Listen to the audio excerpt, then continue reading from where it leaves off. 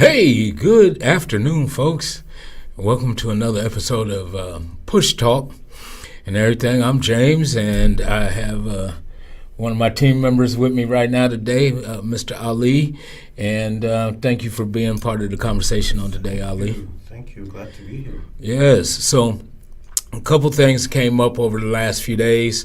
I don't know if you were aware that Governor Kemp, that the Georgia Senate has, they did an approval on last week when it came down to, suspending the state gas tax for throughout the state and everything, the state tax for gas and everything. So if I'm not mistaken, that was spearheaded by Senator Warnock, was it not? Do you know? I think it was. In the state it was? I think it was one of the bills that he was trying to pass, and might have been nationwide. Yeah, but definitely they got it passed here in the state. Or the Senate passed it with a vote of 55-0. Okay. So that's pretty big. Yeah, right.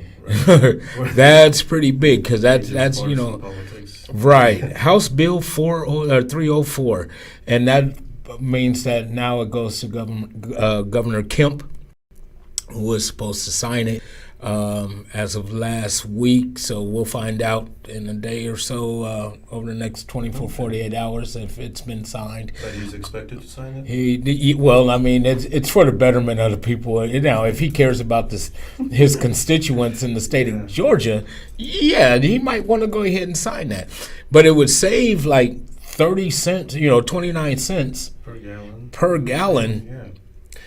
I remember hearing about this on NPR, and they had some economist there as an expert opinion. Mm-hmm. And what I remember her saying, she was against it. She was saying it's a bad idea.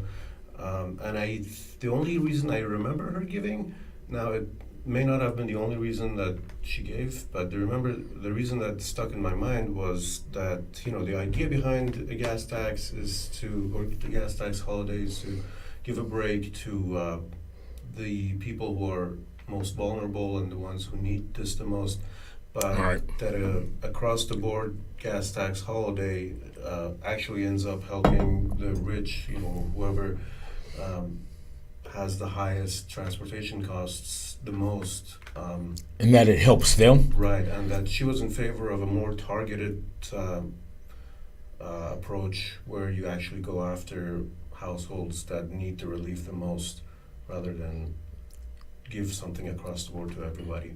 Yeah, but gas tax. Okay, and that might be okay. So how do you target, or who do you target? Where do you start the target? I say I'm trying to, you know what I'm saying? I mean, that's the question I would come up with. How and who? Well, you not so much the who, but how do you make that work when you're talking about something that takes place at a public gas station? Yeah.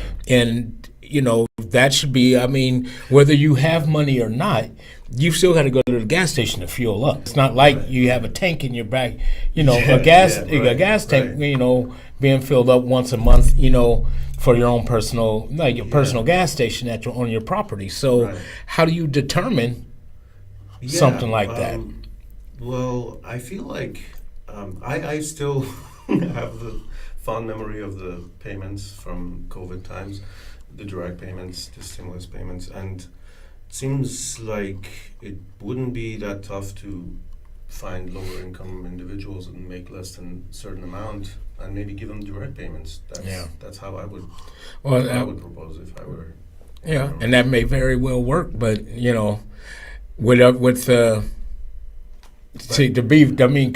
to be completely fair, how does that, I'm thinking of the time it's going to take to implement that when the prices are going up. And actually recently I just saw that the gas prices were actually coming down.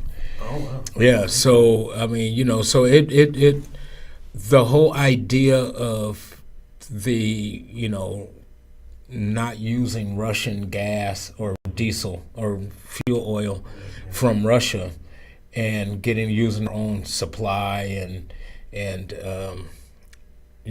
other countries, Right. and doing it that way, we have probably brought the price. The price of crude is going down because of that. So, but it will soon show at the.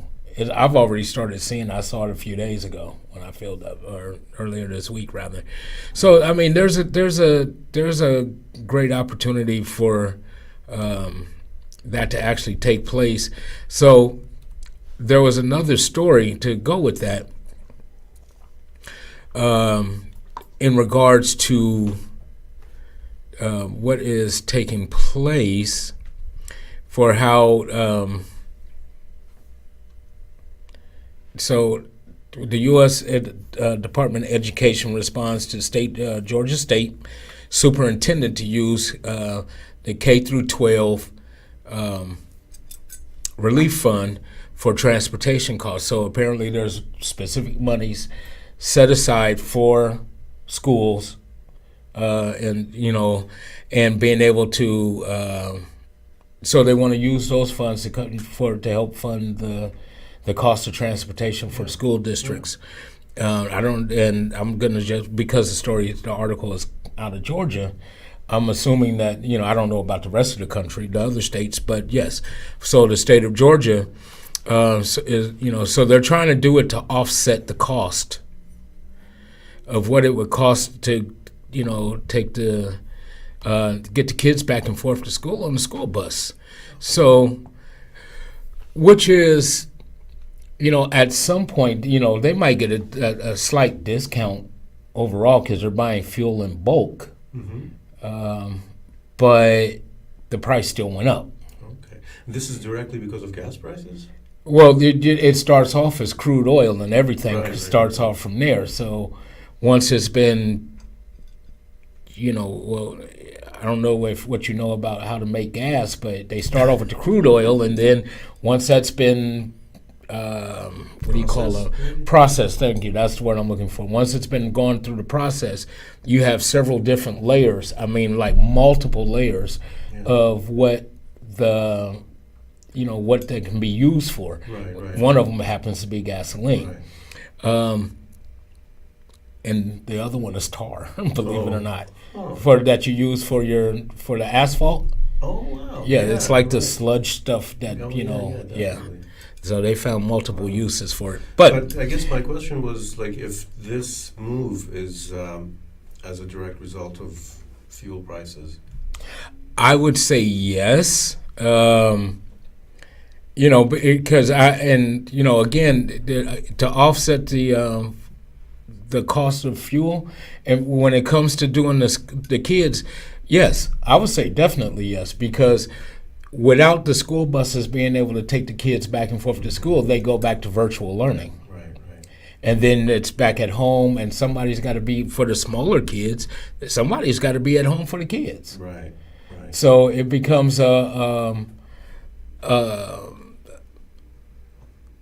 back to square one, almost been like being COVID all over, the beginning of COVID all over again. So I'm going to ask Sean as a parent if, what his thoughts might be on this whole issue, this whole situation with the school transportation and the cost of fuel. I mean, I think it definitely would help to ease the difficulties that people are having, with so much charge on the gas. So, if we could drop the price and maybe offset that problems that they're having, fueling up. I spent about, I think it was like $46 to fill up.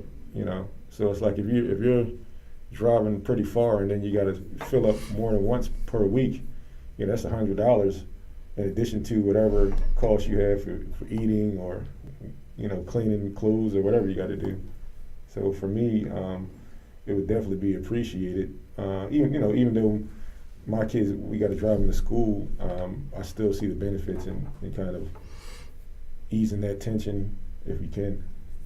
Yeah. I have a sort of a larger question or issue, or just thing to say about the gas tax and just price of gas in general. I think one of the reasons that Europe has excellent public transportation and the way that the cities are designed are more conducive to walking around and using, I guess, public transportation as well, is, I mean, I may be putting the cart before the horse, but maybe the higher gas prices there.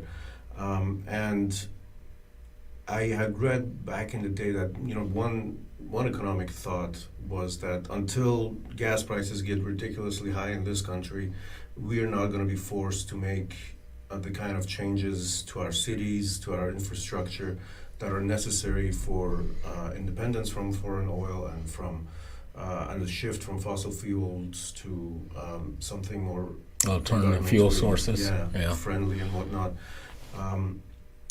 And you know, so like living in Atlanta, like of course you can't do anything without a car.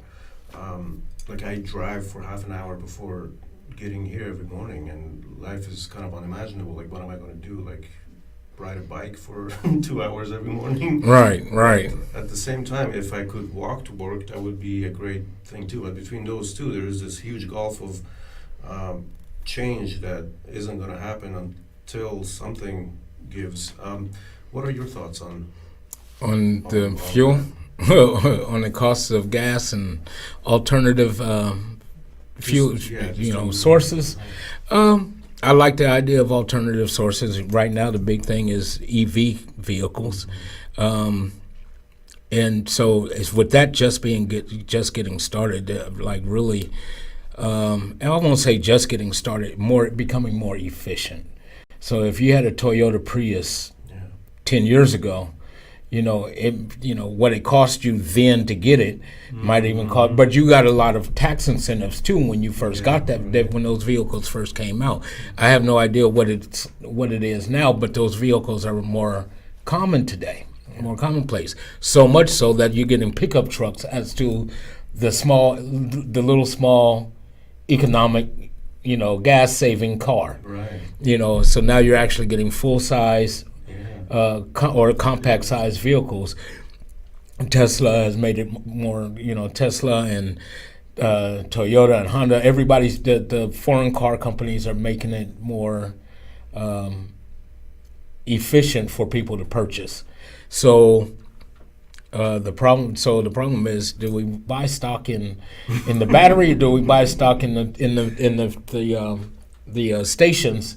The charging stations. Right. You know what? Forget about putting stock into the Tesla or the Ford or whatever. Somebody's got to. The battery's got to get made, and they got to be charged. So maybe we got to consider doing something like that financially. So you However, think that's definitely the future, huh? It's definitely one way to go. Okay. To eliminate our carbon footprint as far as fossil fuels are concerned. And so I don't know what the numbers are. I've heard numbers before that we're good for another 50, 60 years when it comes to fossil fuels and what we have, and being able to get into the ground and take more out, this, that, and the other thing, extracting oils from shale fracturing, but all that kind of stuff, everything that we deal with when it comes to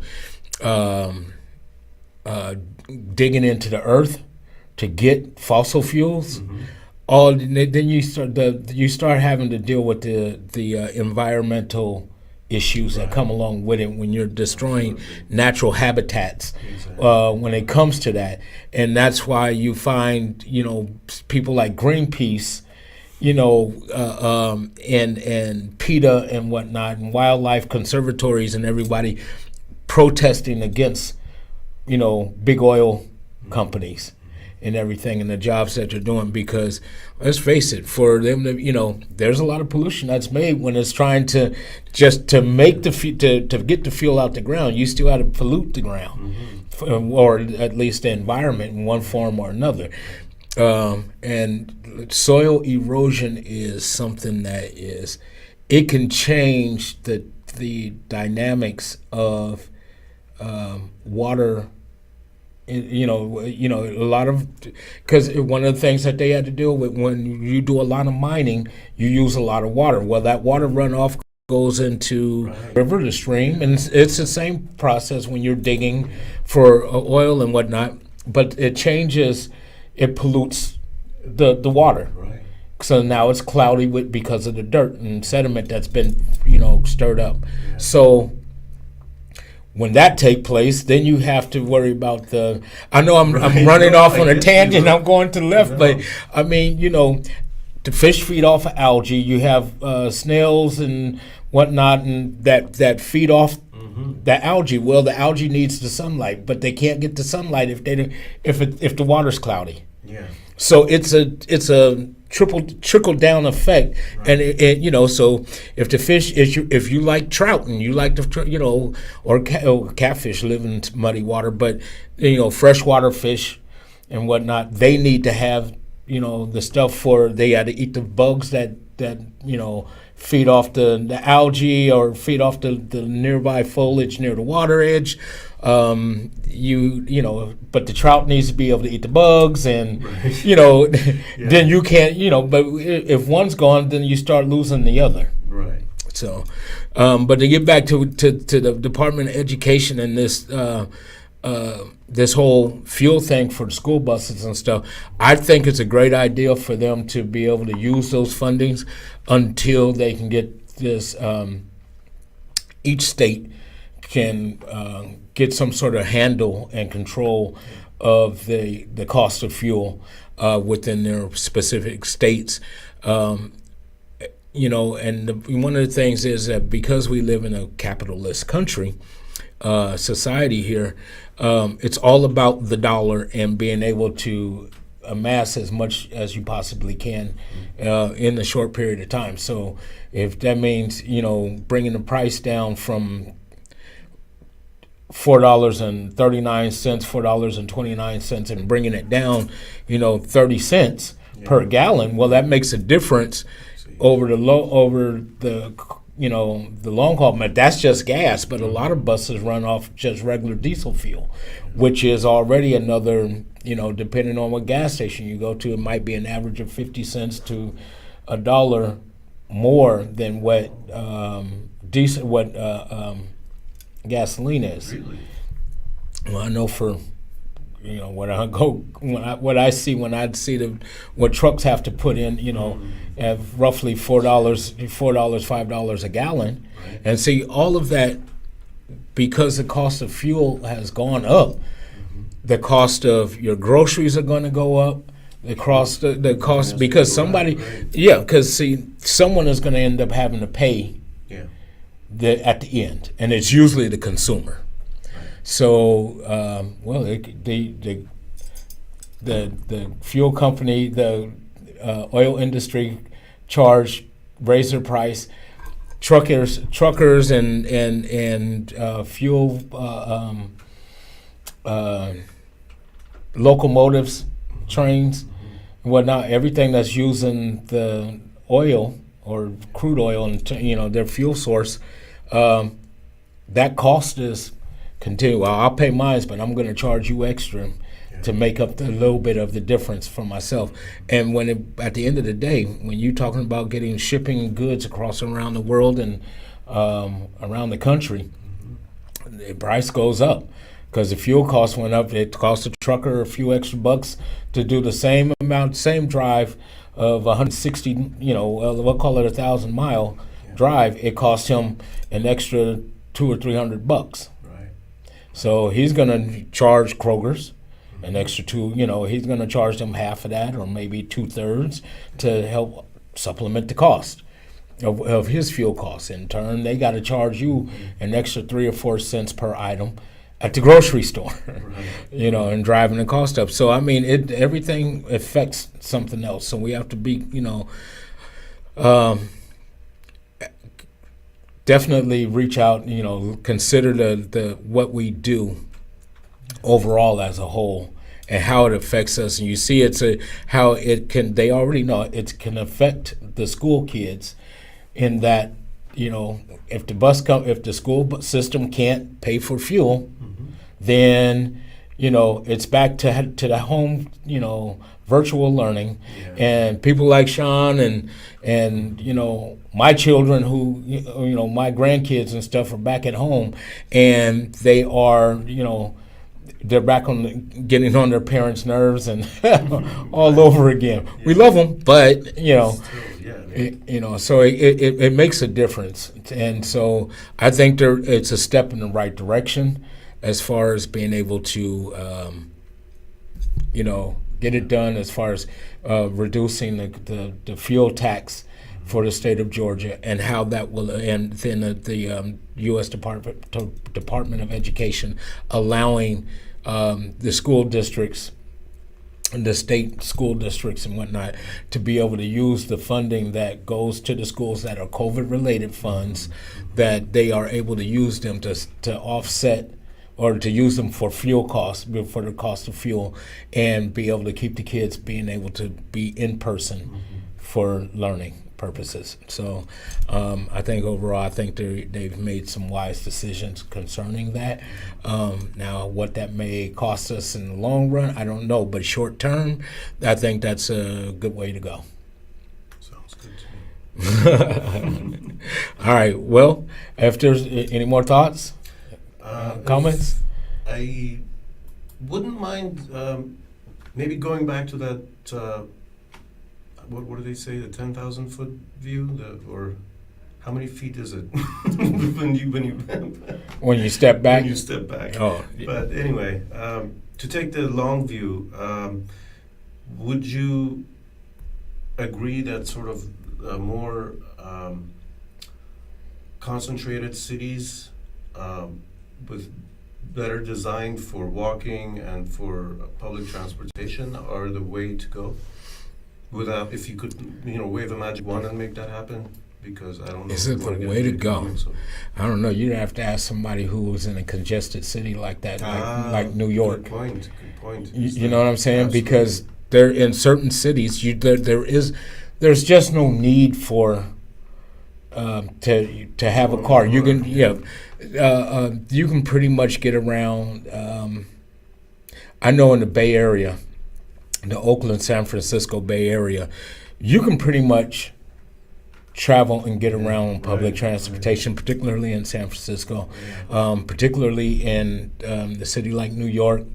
Especially if you're within the city limits, you can travel easy. Yeah, right. You don't have to own a car. And I've known people who, I've never owned a car. Yeah. They might have a driver license, but they've never owned a car within the city limits, so they just rent when they leave town. But there's no need for it. Right. But here in the state of Georgia, in Atlanta, Charlotte, maybe Miami, Fort Lauderdale, something like that, or even Orlando, where the cities are a little more spread out, Yeah. then you having a vehicle, because public transportation may take you a little extra hour, Right. to get back and forth to work. Mm-hmm. So. And I bet you in those cities there's going to be people who love it and there's going to be people who hate it. Oh yeah, But, absolutely. One is probably better for the environment than the other, for sure. Yes. Yeah. Absolutely. Yeah. When it comes to not having to if not having all your vehicles out there every day, reduces the carbon footprint overall.